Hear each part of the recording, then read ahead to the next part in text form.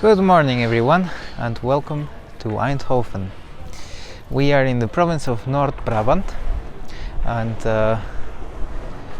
we're gonna check out the place, the museums, a cultural, historical tour as you know from us. The city itself has 236,000 inhabitants, but the metropolitan area has 780,000 inhabitants. In the 13th century, the Duke of Brabant granted city rights to a small town on the confluence of the rivers Dommel and Gender, and that was the city of Eindhoven basically in the past. And back then it had 170 houses enclosed by a city wall. Just outside of this wall there was a castle, and the city walls fell during multiple attacks and invasions by many kingdoms, even later the French, and before that the Spaniards. Also because it has a privileged position, it was on the trade route between Holland and Liège. By the way, we also visited Liège and North Holland, South Holland. Well, both, because we also visited Amsterdam, but you can check out those videos.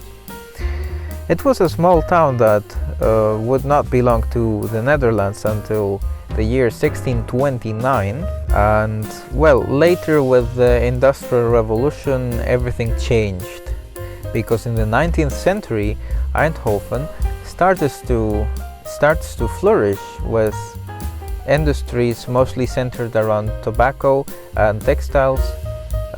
What really brought fame to the city though was the industry of electronics. Maybe you know the name Philips. Well, Philips was born here, and they have a museum that we want to visit today.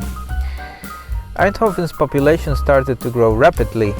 Demand for housing here in the 20th century was at an all-time high, and the city started to expand. The early 20th century saw an important addition as well, with DAF, a car and truck manufacturing company, and later a shift to electronics and engineering, which happened as tobacco and textile lost importance and finally disappeared in the 1970s. Well, nowadays Eindhoven is a technology and innovation hub. So it moved on from those traditional industries to more modern industries. It's also quite strong in research in the areas of biomedical science, technology and engineering. Currently it also forms part of the Brainford initiative and has a cooperation with the universities of nearby Aachen and Liège. Well, most of Eindhoven is quite new, quite modern. This church is one of the only kind of older remains, the Catharina church. It's from 1860. In the past it was a church from the Middle Ages, and here are the remains of the other church from the years 1200.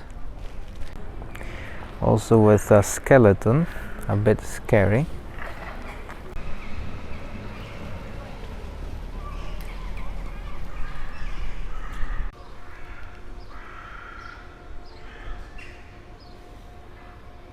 So the Catharina Church that you can see here, it is built in the neo-Gothic style, because it would be Gothic normally, but it was built later.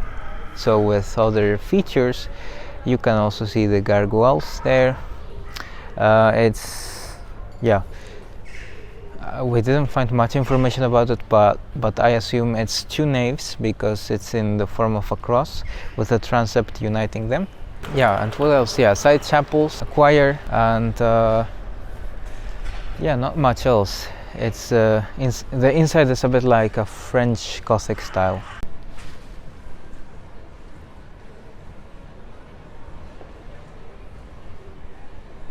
Well, and here behind us is the Piazza shopping mall, shopping center. It looks very big. I didn't read much about it because it's not our point of interest, but it looks as if it's an important place.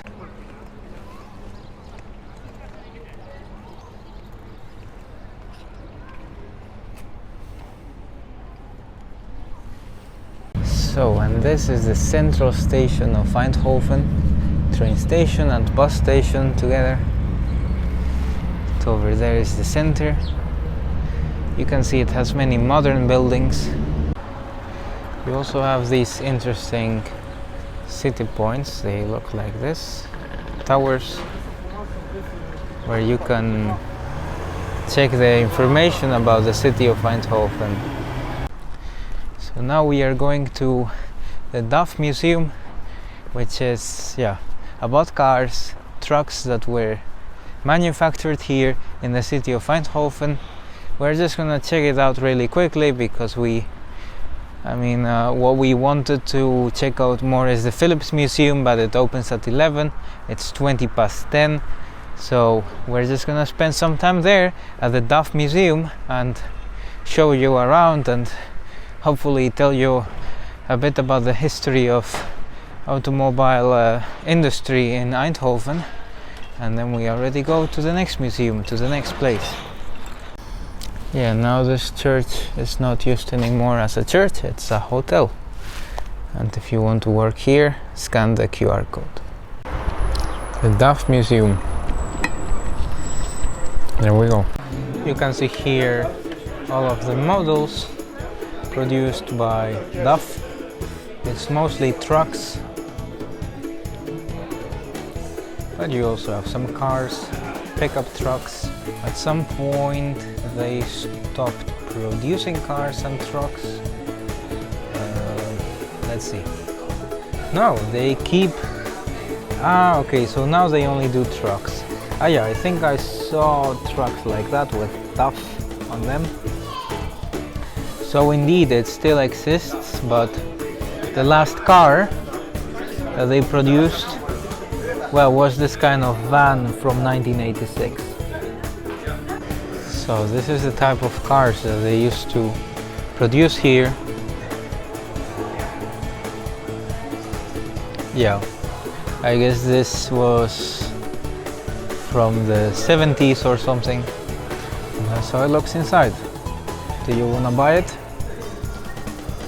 And this museum looks very interesting because you have kind of fake shops here, emulating an environment of the past. Like you can see garage and all those fake shops. Yeah, so that you feel like as if you were in the 70s or 60s maybe.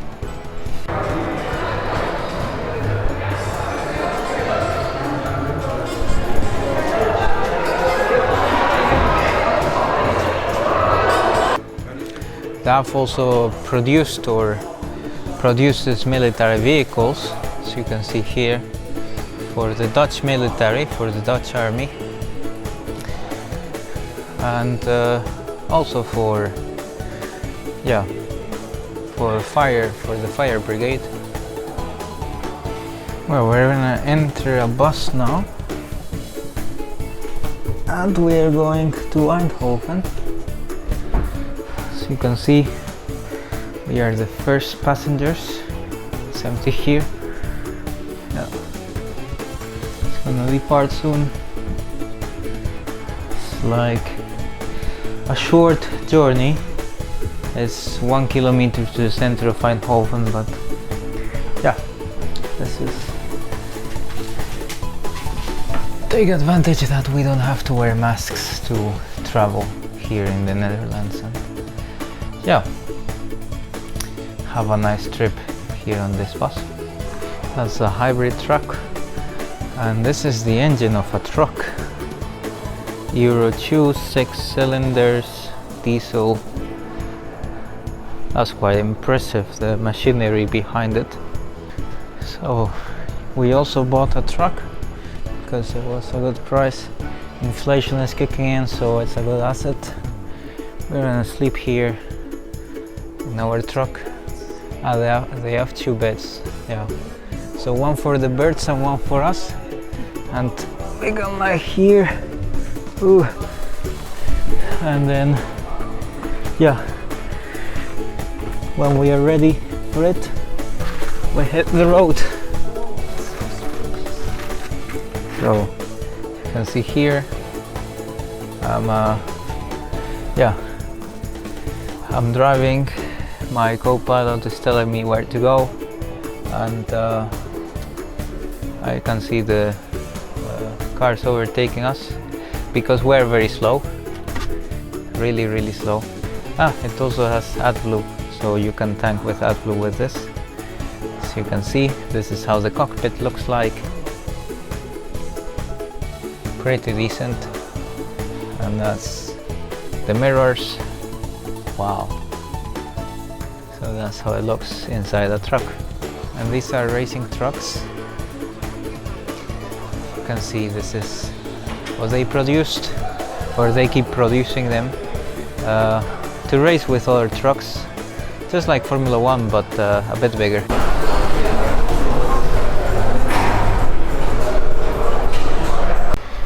So we are done with the DAF museum. It was much more interesting than we thought. In the end, we spent more time there than we actually wanted to, because it's already something with 11. We are thinking of either going directly to the Philips Museum, which opens at 11, already opened, or to go to eat something. But since most places open at 12, I think we're gonna go to the Philips Museum first, and then finally lunch. Open today? No, well, it depends. Yeah. And when you go at 12, it's still not completely full, I think. No. The church with the jumping or saving Jesus, we are not sure if it was sautant or sauvant. Sautant. Okay, so jumping Jesus. Well, so Philips was founded by two brothers, and it turns out that it was a pretty big deal here in Eindhoven. They had their own city, their own village, where workers used to sleep and used to live, and they also had their own doctor, their own facilities. And what I didn't know is that the team from Eindhoven, PSV Eindhoven, which is pretty famous, it's always kind of fighting against Ajax Amsterdam for first place in the league every single year. Well, it turns out that it's called PSV because of Philips Sportvereniging. So Philips Sports Union. It was founded by Philips, and now it continues being its own team with the same name. So Philips started with light bulbs. Here, for example, you can see, I don't know if that's a Philips light bulb from the past, but it might be like this is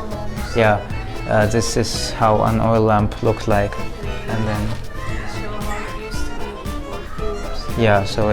they show how it used to be before Philips. And then eventually the first Philips lamp came out. I guess it was this one. And oh no, I guess this is the first light bulb. Yeah, this is the first light bulb, yeah. It doesn't illuminate much, but they will fix that problem in the future. It all begins with light. So this is how the first factory looked like. You can see a lot of stuff that I have never seen before. But those, for example, are the glasses that they used to blow to form the bulbs. And then over here, I guess they were making the cathodes and the anodes. I think they are called like that. So a positive charged part and a negatively charged part. Also cotton apparently. Well, that's very interesting. And well, maybe it was used in those kind of jars to create the lighting liquid, not sure. And then they would look like that. So this is how you do business. It turns out that the Queen of the Netherlands had an accident with the car because it was very dark and another car couldn't see the car of the Queen and hit that car. Now, Mr. Philips, or one of the Philips brothers, he proposed to the Queen directly, or to the secretary of the Queen, to put street lights and yeah, to take over that task of illuminating the Netherlands with through Philips street lamps, basically. And that's how they won a contract directly from the government, from the Queen. Illuminating the world.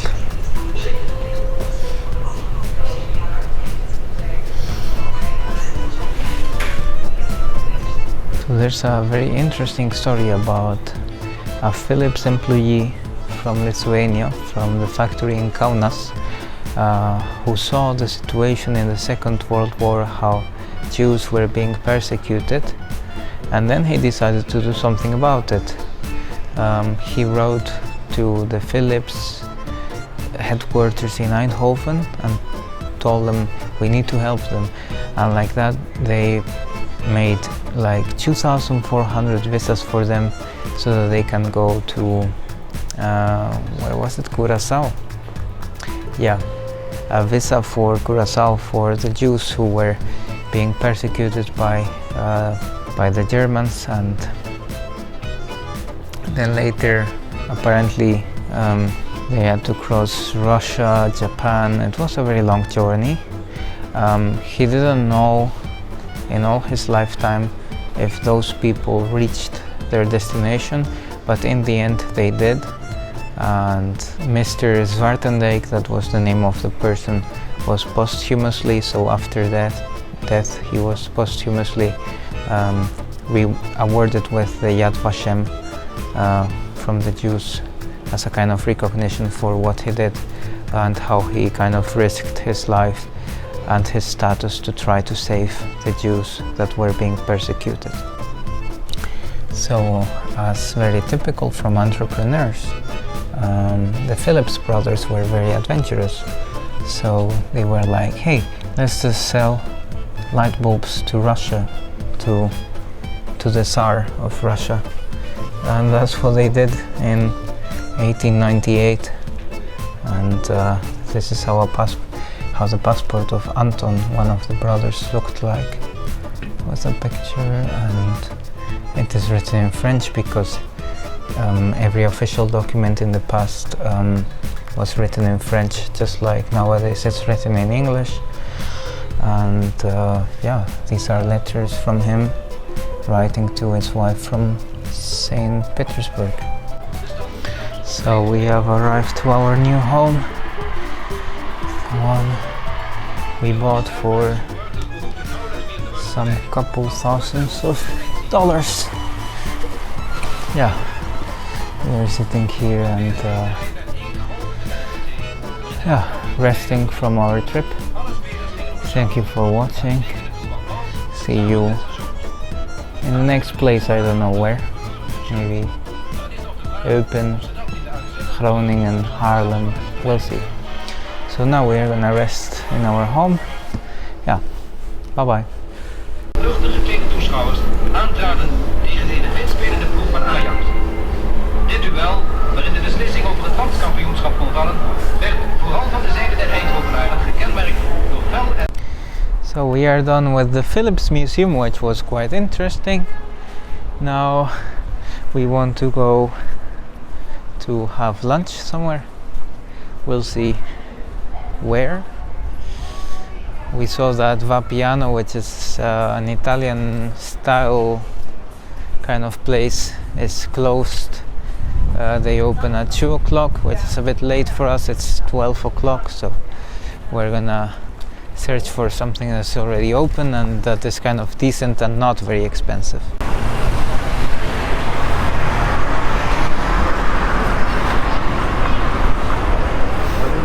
So this is first a drink. I ordered a lemonade, but looks as if here in the Netherlands it's very loose, the concept of lemonade. So this is how it looks. And that for my wife is a gluten-free burger. So well, I guess we can enjoy a bit. Scusate, una domanda. Siete italiani? Sì. Ah, bene. Tu no. Sono spagnolo. Ah, ok. Il cibo qui in Olanda non è come in Italia. Però questo posto ci piace. Sì, è un po' meglio degli altri, sì. Scusate il No. casino, ma lui gli Non- piacciono per forza solo le sue barrette di Non ti preoccupare, è normale. La mia cucina è anche così. Yeah? Sì. Well, we are back in the car. Yeah, the restaurant was 30 euros for both of us. Apparently they also charged €1 for the mayonnaise, which I find a bit shameful that they do it, because at least you should say it. I mean, you can charge for the mayonnaise, but at least you should say it. And well, the conversation that we had before was a bit awkward. At first they didn't hear me, and then I had to ask again. They were Italian, so I was like, yeah, let's practice some Italian, speak another language. We're gonna go to a prehistorical village, and after that we wanted to go to Helmond, which has a castle that we can enter with a museum card. In general, I would say Eindhoven kind of surprised us in how nice it is here. Like, it feels safe, and yeah, there are some kind of ghettos, of course, but nothing like The Hague or Amsterdam or other places in Holland itself. I would say it was quite alright. Yeah. Yeah. Oops, sorry. We're gonna make a second video with our adventure at the prehistorical village and at the castle in Helmond. So that's gonna be another video. So yeah, thanks for watching, and hope you tune in for the next one. Bye.